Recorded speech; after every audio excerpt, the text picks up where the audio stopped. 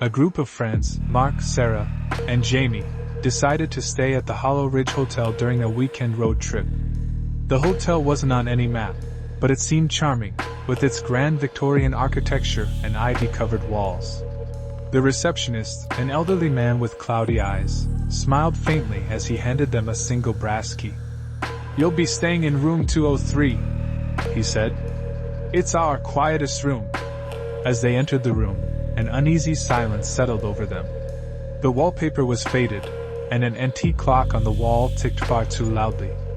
A peculiar draft seemed to flow from nowhere, sending shivers down their spines. That night, the strange occurrences began. Mark woke to faint whispers, unintelligible yet persistent, as if multiple voices murmured just beneath the floorboards. Sarah swore she saw the wallpaper shifting in the moonlight, as though faces were pressing against it from the other side. Jamie, the skeptic of the group, laughed it off, until he touched the wall and felt something warm pulse beneath his fingers.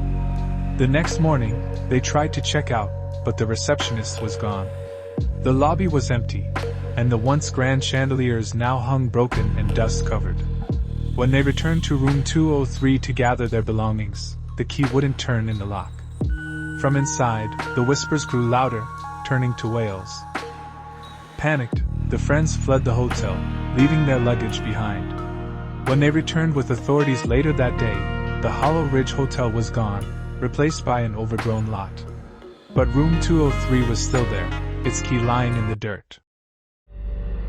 Ella was traveling alone for work when she checked into the Ravenwood Inn. It was tucked away in a quiet town and looked charming enough, a grand old building with polished wooden floors and antique furniture. At the front desk, the receptionist handed her an ornate pen and pushed forward a dusty guest book. "Please sign in," she said, her voice soft but firm. Ella hesitated. Most hotels didn't use guest books anymore. Still, she scrawled her name and noticed something odd. The previous entries were dated decades ago. The most recent signature before hers was from 1987. She shook it off and headed to her room. Room 212 was cozy, but there was a strange smell, like something faintly metallic. On the nightstand sat an old rotary phone, completely out of place in the otherwise modernized room. That night, Ella woke to the sound of the phone ringing. She stared at it, her heart pounding. Who would be calling at this hour? Slowly, she picked up the receiver. At first, there was nothing but static. Then a voice, faint and trembling, whispered, "Don't sign the book." Ella slammed the phone down, her hands shaking. She turned on all the lights and stayed awake until morning. At the desk the next day, she asked the receptionist about the guest book. The woman froze, her expression shifting to something almost predatory. "All our guests signed the book," she said flatly. Ella decided to leave. As she pulled out of the parking lot, she glanced back at the inn. It seemed older, more decrepit, like it had been abandoned for years. When she got home, she couldn't shake the feeling something was wrong. She searched online for the Ravenwood Inn and found an article from 1987. A fire had destroyed the building, killing everyone inside. Her blood ran cold when she saw a photo of the guest book, scorched but intact. Her name was there, along with the others, all under the heading, "Guests Who Will Never Leave." Emily was thrilled to start her first semester at St. Mary's College. The campus was old and Gothic, with ivy-covered buildings and a reputation for academic rigor. Her dorm room, however, was smaller than she'd imagined. It was plain but comfortable, with 2 twin beds, a desk, and a closet. Her roommate hadn't arrived yet, so Emily took the bed by the window. She unpacked her things, set up her laptop, and waited. As the evening went on, she started to wonder if her roommate was even coming. Just as she was about to turn in for the night, the door creaked open. A girl with pale skin and long, dark hair stepped inside.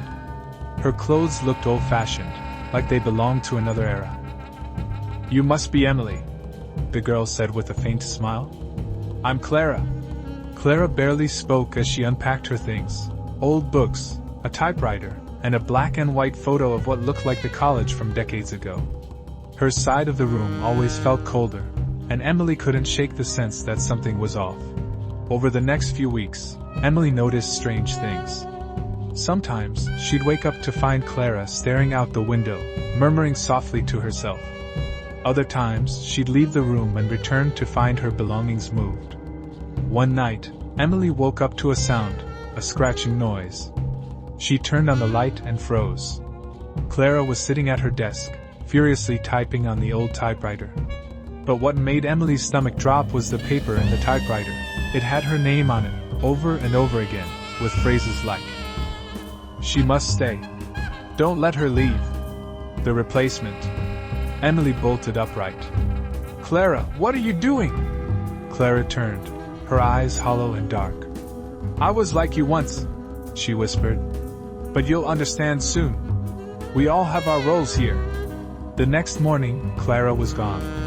Emily reported it to the resident advisor, but when they checked the dorm's records, there was no Clara listed as her roommate. Confused and shaken, Emily decided to move out of the dorm entirely. As she packed her things, she found an old newspaper tucked under Clara's bed. The headline read, "Tragic fire at St. Mary's College dormitory claims 12 lives." Emily scanned the names of the victims, and her blood ran cold. Clara's name was listed among them, along with the dorm room number, 217. Her room. That night, as Emily settled into her new room across campus, she heard a faint scratching noise outside her window.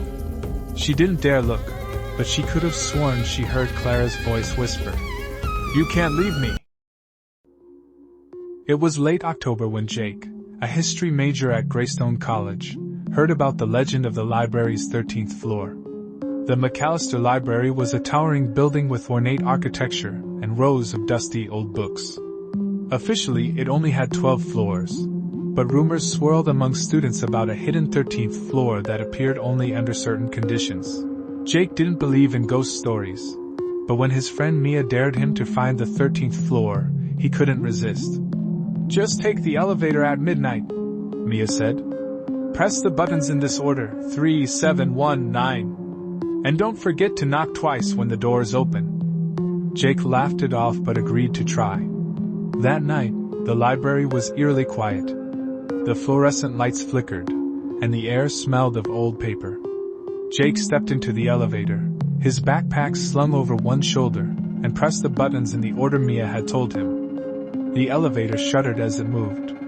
It stopped briefly on each floor before finally halting. The display above the doors read, 13. Jake frowned. This floor wasn't supposed to exist. The doors creaked open, revealing a dark, endless hallway lined with shelves. The books here were different, leather-bound and ancient, with titles he couldn't read. The air was colder, and there was a strange humming noise, like whispers blending together. Curiosity got the better of him, and he stepped out. The moment his foot touched the floor, the elevator doors slammed shut behind him. Jake spun around, but the elevator was gone. Panicking, he walked down the hallway, hoping to find a staircase. Instead, he found a desk with an open ledger. The pages were filled with names, written in a shaky, uneven script. As he flipped through the book, he saw a name he recognized, Mia. Jake's heart raced. He turned to leave, but the hallway stretched endlessly in both directions. The humming grew louder, and shadows began moving between the shelves. Then he saw them, figures with hollow eyes and pale faces, peeking out from behind the shelves. They didn't move like people, they glided, their heads jerking unnaturally. Jake ran, his breath catching in his throat. He turned a corner and slammed into a wall with a tarnished brass plaque. It read, "Those who seek the 13th floor are bound to its knowledge, forever." The shadows closed in, and the last thing Jake heard was the sound of the elevator dinging faintly in the distance. The next morning, Mia went to the library to look for Jake. His backpack was found on the 12th floor, but there was no sign of him. That evening, when she entered the elevator, she noticed something strange. The button for the 13th floor was lit, and it was calling her name. The flyers appeared overnight. Bright and colorful, they were plastered on lampposts, bus stops, and even the sides of buildings. They all read the same thing. Midnight Carnival, one night only. Come see the show of a lifetime. Sam and his friends thought it was a joke. The small town they lived in hadn't seen a carnival in years, and no one had heard of one coming to town. But the flyer's promise of free admission and endless thrills piqued their curiosity. At 11:30 p.m., they found the carnival on the edge of town, where an empty field had suddenly transformed into a sprawling maze of tents, rides, and glowing lights. Strange music echoed through the air, a mix of cheerful carnival tunes and something darker beneath. The ticket booth was empty, and the group walked right in. The carnival seemed alive. The rides moved without operators, and the games played eerie jingles as if taunting them. But the main attraction was the massive striped tent at the center of the grounds. A sign above the entrance read, "The Clown's Grand Show, 12 o'clock midnight." The friends exchanged uneasy glances, but Sam laughed it off. "It's just a gimmick. Let's check it out." Inside the tent, the air was thick and smelled of old popcorn and grease paint. The bleachers were empty except for the group, but the spotlight shone brightly on the stage. At exactly midnight, the lights dimmed, and a clown stepped into the spotlight. He was massive, nearly 7 feet tall, with a painted-on grin that stretched too wide and eyes that gleamed unnaturally. His red nose looked more like a raw wound, and his oversized shoes made no sound as he moved. "Welcome!" the clown boomed, his voice echoing unnaturally. "Tonight's show is just for you." The friends laughed nervously, but the clown's grin never wavered. The show began with harmless tricks, balloon animals, juggling, and sleight of hand. But then, the tricks grew darker. The balloons twisted into grotesque shapes, resembling mangled bodies. When the clown pulled a rabbit from his hat, it was lifeless and covered in blood. "What is this?" Mia whispered, her voice trembling. The clown turned to her, as if he'd heard. "Why, it's the grand finale," he said, his voice dripping with glee. The tent flaps slammed shut, and the lights flickered. Suddenly, the clown wasn't alone. Dozens of smaller clowns crawled out of the shadows, their faces smeared with messy paint, their giggles echoing like nails on a chalkboard. The friends bolted for the exit, but the clowns were faster. One by one, the friends disappeared into the darkness, their screams swallowed by the sound of laughter. Sam was the last to go, dragged into the center ring by the towering clown.